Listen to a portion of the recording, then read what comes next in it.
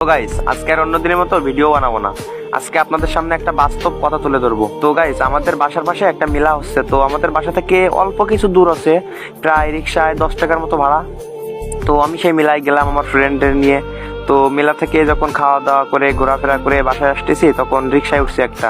তো সেই রিক্সাওয়ালাটার বয়স কিছুটা আমাদের মতো 17-18 হবে।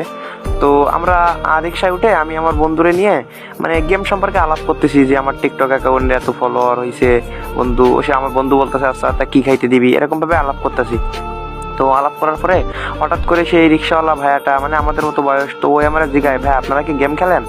তো আমরাও সে উত্তর দিলাম হ্যাঁ ভাই গেম খেলি। তো আমরা এই বলে আমরা তো আমাদের গল্প করতেছি। তো কিছুক্ষণ পরে সেই ভাইটা আবার বললো যে ভাই আমিও গেম খেলি। তো আমরা ওই কথাটা শুনে মানে বললাম হ্যাঁ ভাই গেম খেলো। তো তারপরে ও বললো কি ভাই আমি না আমার ইনকামের অর্ধেক টাকা দিয়ে আমি গেমে টপ আপ করি। তাই আমি তখন অবাক হয়ে গেলাম।